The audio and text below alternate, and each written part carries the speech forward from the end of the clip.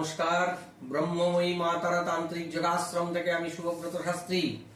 আমার তান্ত্রিক সিদ্ধি রহস্য ইউটিউব চ্যানেলের আধ্যাত্মিক অনুষ্ঠানে আপনাদের সকলকে স্বাগত জানাচ্ছি। বিভিন্ন কঠিন কঠিন তন্ত্রের বিষয় নিয়ে আলোচনা করছি। এই সমস্ত বিষয় আলোচনা করলেও শরীরটা কিন্তু গরম হয়ে যায়, রক্ত গরম হয়ে যায়, একটা উত্তেজনা জেগে ওঠে। বিভিন্ন যারা তন্ত্র সাধনাকে ভালোবাসেন, তন্ত্র কিন্তু তাদের চুম্বকের মতন আকর্ষণ করে। যারা তন্ত্র শক্তির প্রতি আগ্রহী, তন্ত্র সাধনার প্রতি আগ্রহী, তন্ত্রের প্রতি নিজের জীবনকে উৎসর্গ করে দিতে চান, তাদের কাছে কিন্তু তন্ত্রের মতন ভালোবাসার বিষয়বস্তু আর কিছু নেই। তন্ত্রের না আছে শুরু, না আছে শেষ। জীবন চলে যাবে, এই সাধনার এই শক্তির কুল কিনারা কেউ খুঁজে পাবে না। পৃথিবীতে এমন কোন গুরু জন্মায়নি যে বলতে পারবে আমি সব শিখে গেছি, সব জানি। তিনি রামকৃষ্ণ পরমহংসদেব হোক, সাধক বামাখ্যাপা হোক, তৈলঙ্গ স্বামী হোক, লোকনাথ ব্রহ্মচারী হোক, এরা ব্রহ্ম সিদ্ধি লাভ করেছিলেন। ব্রহ্ম মানে অসীম, ব্রহ্মের না আছে শুরু, না আছে শেষ। এনারাও বলতে পারেননি যে আমরা সব জেনে গেছি, সব শিখে গেছি, কারণ ব্রহ্মের কোনো শেষ শুরু নেই, কোনো শেষ নেই। যারা তপস্যা করেছেন তারা দেখেছেন ব্রহ্মের স্বরূপ, কিন্তু ব্রহ্মের শুরু এবং শেষ কোথায় তারা জানেন না। এই তন্ত্র হচ্ছে ব্রহ্ম, এই তন্ত্র হচ্ছে স্বয়ং পূর্ণ ব্রহ্ম। তন্ত্রের না আছে শুরু, না আছে শেষ। যেরকম পরমেশ্বর ভগবানের কোনো জন্ম কেউ বলতে পারবে না তিনি কবে তিনি নিজে আবির্ভূত হয়েছিলেন। ঠিক আছে, ভগবানের না আছে শুরু, না আছে শেষ। এই বিশ্ব ব্রহ্মাণ্ড একদিন বিলীন হয়ে যাবে, কিন্তু ঈশ্বর ভগবান ছিলেন, আছেন, থাকবেন। তাই তন্ত্রবিদ্যা ছিল, আছে, থাকবে। ঈশ্বরের শক্তি, তন্ত্রবিদ্যা হচ্ছে ঈশ্বরের শক্তি, ঐশ্বরিক শক্তি। স্বয়ং ভগবান পূর্ণ ব্রহ্মের স্বরূপ বা শক্তির একটা রূপ বা আকৃতি বলতে পারেন, যেটা তন্ত্রশাস্ত্র। এই তন্ত্রশাস্ত্রে না আছে শুরু, না আছে শেষ, কিন্তু আলোচনায় দারুণ মজা। জানার কোনো শেষ নেই। যাদের জানার ইচ্ছা, যার আগ্রহ রয়েছে, তাদের কাছে তন্ত্র নিয়ে আলোচনার কোনো শেষ নেই। গুরুর কাছে যেতাম, কখন সকাল থেকে রাত হয়ে যেত টের পেতাম না। আলোচনার পর আলোচনা, একটা বিষয় নিয়ে আলোচনা হচ্ছে, একটা প্রশ্ন করলাম, সেটা নিয়ে 2 ঘন্টা আলোচনা হলো। তারপরে লাস্টে দেখছি ট্রেন ধরতে পারবো না, লাস্ট ট্রেনে বাড়ি ফিরতাম। খিদে খিদে পেয়েছে, খিদে তৃষ্ণা চলে গেছে, একটু মুড়ি মাখা খেয়ে আমরা সারাদিন সেই দুপুর থেকে রাত কাটিয়ে দিতাম।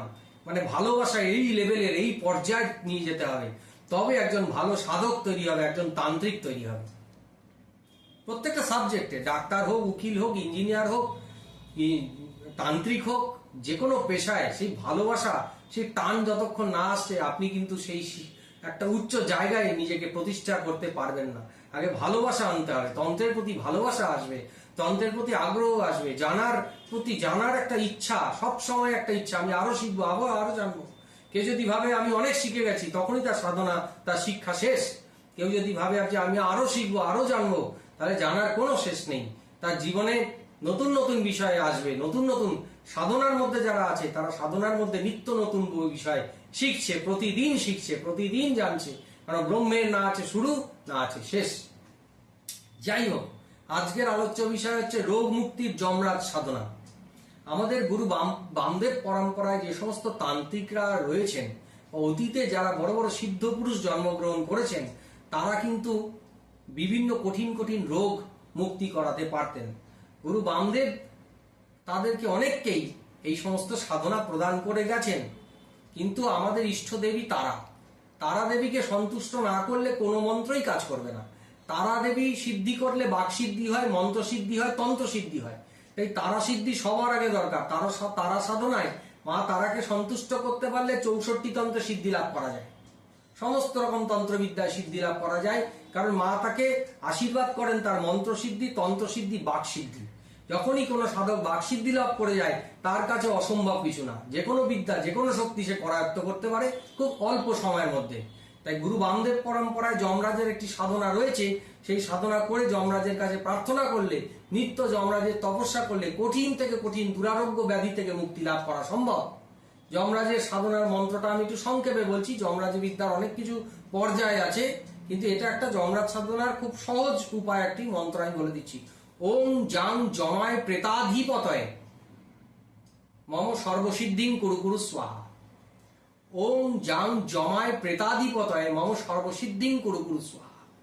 এই মন্ত্রটা সহজভাবে প্রত্যহ 1008 বার জপ করতে হবে। রুদ্রাক্ষের মালায় উত্তর পূর্ব মুখে বসে, শিবলিঙ্গকে সাক্ষী রেখে, ভগবান শিব এবং গুরু বামদেবকে সাক্ষী রেখে আপনাকে এই মন্ত্র জপ করতে হবে। আগে গুরু মন্ত্র করবেন, তারপরে শিবের মন্ত্র 108 বার জপ করবেন, নিজের ইষ্ট দেবী বা দেবতার তপস্যা 108 বার করবেন, তারপরে এই যমরাজের যে মন্ত্রটা দিলাম সে 1008 বার জপ করে যমরাজের কাছে প্রার্থনা করবেন। এই মন্ত্র বেশি দিন লাগবে না, 45 দিন যদি কন্টিনিউ জপ করতে পারেন যমরাজ আপনাকে কৃপা করতে বাধ্য। যমরাজকে ফল, ভোগ, নৈবেদ্য, মিষ্টান্ন এগুলো নিবেদন করবেন বিশেষ তিথি নক্ষত্র দেখে, যদি না পারেন শনি মঙ্গলবার দেখে যমরাজকে ভোগ নিবেদন করবেন, ফল মিষ্টান্ন দিয়ে, জল মিষ্টি দিয়ে, কিছু না পারলে নকুলদানা বাতাসা দিয়ে নিবেদন করেও এই জপ করবেন। যমরাজ জপের পরে তারপরে যমরাজের কাছে আপনাকে এটা 45 দিন সাধনা করতে হবে। যদি অমাবস্যা থেকে শুরু করেন তাহলে টানা 45 দিন জপটা চালিয়ে যেতে হবে। তারপরে আপনি যে সমস্ত রোগের জন্য যমরাজের কাছে প্রার্থনা করবেন সেই রোগ কিন্তু, এমনকি কঠিন রোগ, ক্যান্সার রোগও কিন্তু সারিয়ে দিতে পারেন উনি। ঠিক আছে, যার মৃত্যু ফাড়া রয়েছে, মৃত্যু যোগ রয়েছে, দীর্ঘ বছর অসুস্থ বিছানায় ভুগছেন, যমরাজের কাছে প্রার্থনা করুন। ঠিক আছে, মৃত্যু যোগ, মৃত্যু ফাড়া, অ্যাক্সিডেন্ট, বিপদ, দুরারোগ্য ব্যাধি, অশুভ গ্রহ নক্ষত্রের দোষ, মাঙ্গলিক দোষ, কাল সর্প দোষ, শনির সাড়ে সাথী, গুরুচণ্ডাল দোষ, এই সমস্ত অশুভ যোগ, অশুভ গ্রহ নক্ষত্রের দোষ যমরাজ কেটে খান খান করে দেবেন। ঠিক আছে, এই পদ্ধতিতে যদি সাধনা করতে পারেন, আমাদের সাধনাটা হচ্ছে জপ, জপাত সিদ্ধি।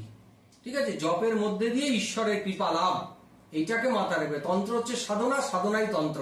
তাই সাধনার মধ্যে দিয়ে এই মন্ত্র যখন জাগ্রত হবে তখন আপনার দেবতা আপনাকে সামনে এসে আশীর্বাদ করবেন, কৃপা করবেন।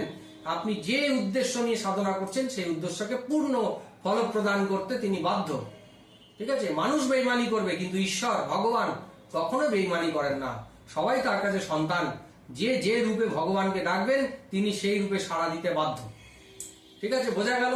আজকে এপিসোডটা এই পর্যন্তই রইল। আরও পরবর্তী এপিসোডগুলোতে দেখতে থাকুন, বিভিন্ন বিষয় নিয়ে আসবো।